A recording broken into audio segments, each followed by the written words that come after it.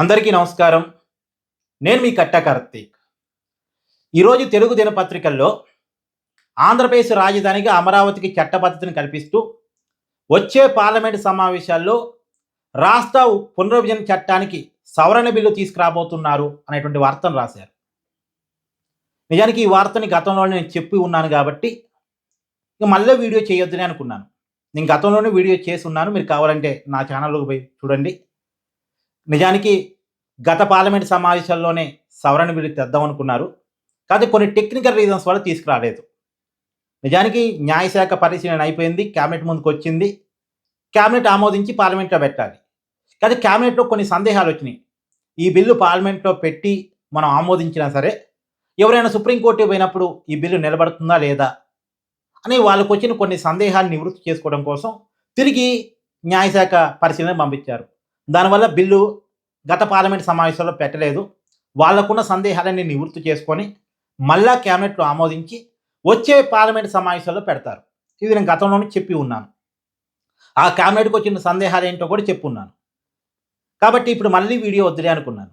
కాకపోతే YCP sponsored మేధావులు కొంతమంది ఉంటారు కదా, జర్నలిస్టులుగా, ప్రొఫెసర్లుగా, మేధావులుగా చలామణి అవుతూ వైసీపీ కోసం మాత్రమే వీడియోలు చేసే వాళ్ళు ఉంటారు కదా, వాళ్ళు అమరావతి మీద విషయం కక్కడం స్టార్ట్ చేశారు. అంటే ఒక తప్పుడు అర్థాలని, తప్పుడు సందేహాలని లేవనెత్తే ప్రయత్నం చేశారు. కాబట్టి ప్రజలకి వాస్తవాలు తెలవాలి అనే కారణం చేత ఈ వీడియో చేస్తున్నాను. వాళ్ళు చెప్పింది ఏంటి, వాస్తవం ఏంటి. వైసీపీ స్పాన్సర్డ్ మేధావులు అంటే ఇప్పటికే మీకు కొంతమంది అర్థమై ఉండాలి. ముందుగా జర్నలిస్ట్ సాయి, ఆయన ఏమంటాడు, ఆంధ్రప్రదేశ్ రాజధాని 2024 దాకా హైదరాబాద్ అంట. 2024 తర్వాత ఆంధ్రప్రదేశ్ రాజధాని ఏంటో ఆయన క్లారిటీ లేదట. ఆంధ్రప్రదేశ్ రాజధాని ఏమిటో జర్నలిస్టు సాయికి క్లారిటీ లేదట. సరే, మనం క్లారిటీ ఇచ్చే ప్రయత్నం చేద్దాం. నిజానికి ఆయన లాజిక్ ఏంటంటే, ఆంధ్రప్రదేశ్ పునర్విభజన చట్టంలో 10 సంవత్సరాల పాటు హైదరాబాదు కామన్ క్యాపిటల్గా ఉంటుంది అని పెట్టారు. పెట్టిన మాట వాస్తవం. ఎందుకు, విడిపోయినటువంటి ఆంధ్రప్రదేశ్కి రాజధాని లేదు కాబట్టి వాళ్ళు హైదరాబాదుని రాజధానిగా వాడుకునేటువంటి వెసులుబాటు కోసం దాన్ని పెట్టారు. కానీ ఆ వెసులుబాటు తీసుకోవటానికి ఆంధ్రప్రదేశ్ రాష్ట్రం ఇష్టపడలేదు. 2014లో రాష్ట్ర విభజన జరిగితే 2015 నాటికే అమరావతిని ఆంధ్రప్రదేశ్ రాజధానిగా నిర్ణయించుకొని దాని నిర్మాణాలు కూడా క్రమంగా స్టార్ట్ చేసి పరిపాలన కూడా అక్కడి నుంచే చేయటం స్టార్ట్ చేశారు. చంద్రబాబు నాయుడు గారు అక్కడి నుంచే పరిపాలించారు. 2019లో అధికారంలోకి వచ్చినటువంటి జగన్మోహన్ రెడ్డి గారు కూడా అక్కడి నుంచే పరిపాలన చేశారు. అక్కడి నుంచే అసెంబ్లీ నడిచింది, అక్కడి నుంచే సెక్రటరియట్ నడిచింది, అమరావతి నుంచే హైకోర్టు ఫంక్షనింగ్ అయింది. సో వ్యవస్థలన్నీ కూడా అమరావతి వేదిక మీద నుంచే ఫంక్షనింగ్ అయినాయి. జగన్మోహన్ రెడ్డి గారు మొన్న ఎక్కడో చెప్పారు కదా లాజిక్గా, ముఖ్యమంత్రి ఎక్కడ ఉంటే అక్కడే రాజధాని. ముఖ్యమంత్రిగా చంద్రబాబు నాయుడు గారు అమరావతిలోనే ఉండి పరిపాలించారు.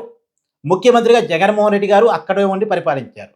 కాబట్టి రాష్ట్ర ప్రజలకి అమరావతే రాజధాని అని క్లారిటీ ఉంది. కాకపోతే సందేహం ఎక్కడొచ్చింది అంటే, కన్ఫ్యూజన్ ఎక్కడొచ్చిందంటే జగన్మోహన్ రెడ్డి గారి వల్ల వచ్చింది.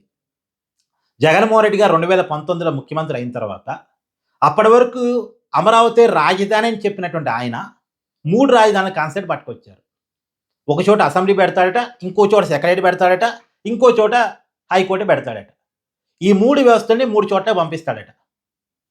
ఇలా ఒక కన్ఫ్యూజన్ క్రియేట్ చేశారు జగన్మోహన్ రెడ్డి గారు అమరావతి మీద కోపంతో. అమరావతిని ఎంచుకున్నటువంటి చంద్రబాబు నాయుడు గారి మీద కోపంతో రాష్ట్రానికి రాజధాని ఏమిటి అనే దాని మీద ఒక కన్ఫ్యూజన్ క్రియేట్ చేశారు.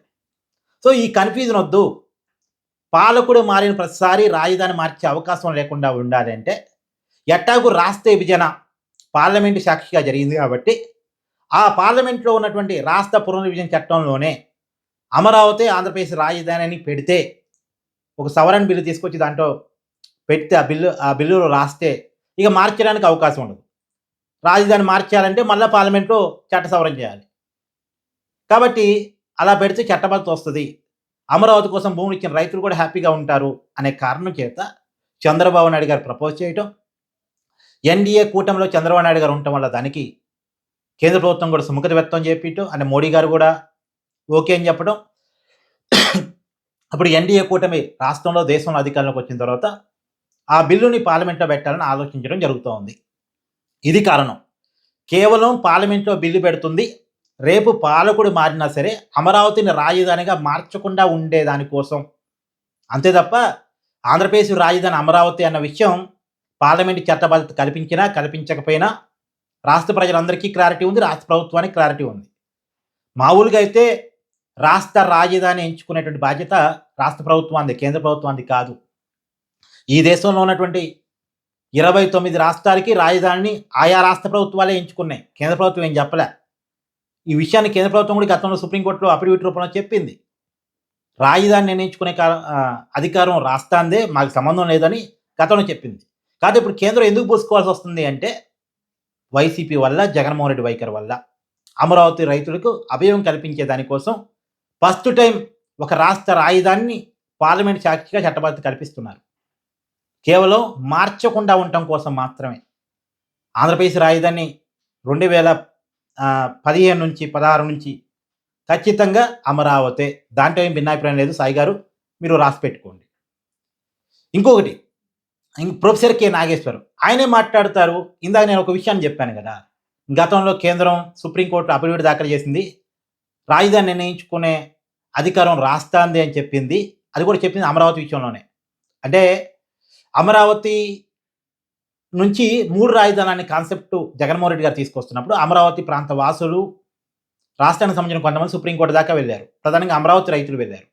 వెళ్ళినప్పుడు సరే ఆంధ్రప్రదేశ్ రాజధాని మీద మీ వైఖరి ఏంటని సుప్రీంకోర్టు కేంద్రాన్ని అడిగింది కదా. అప్పుడు కేంద్రం చెప్పింది మాకేం సంబంధం లేదు, అది రాష్ట్ర ప్రభుత్వ వ్యవహారం అని చెప్పింది.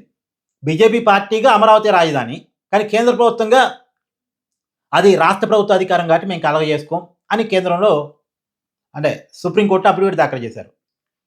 మరి అప్పుడేమో మాకు సంబంధం లేదని చెప్పారు, ఇప్పుడు మీరు పార్లమెంట్ ఎట్టబెడతారు అని ప్రొఫెసర్ కె నాగేశ్వర వాదన.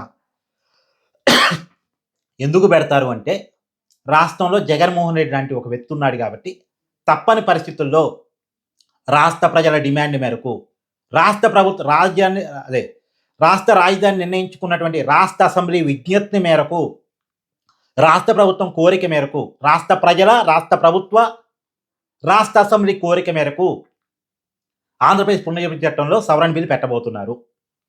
ఇది నాగేశ్వర గారికి అర్థం కాకపోతే నేను చేయగలిగింది ఏం లేదు.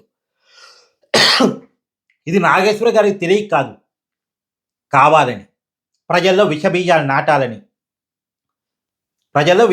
నాటాలని అమరావతిని ఆంధ్రప్రదేశ్ రాజధానికి ఒప్పుకోవడానికి వీళ్ళెవరూ సిద్ధంగా లేరు. ఎందుకు? వీళ్ళు వైసీపీ భజనలో ఉన్నారు కాబట్టి. సరే వీళ్ళు ఒప్పుకున్నా ఒప్పుకోకపోయినా వీళ్ళు తెలిసి తెలియని మిడిమిడి జ్ఞానంతో వీడియోలు చేసిన ప్రజలకు ఒక క్లారిటీ ఉంది. ప్రజల క్లారిటీయే 2004 తీర్పు.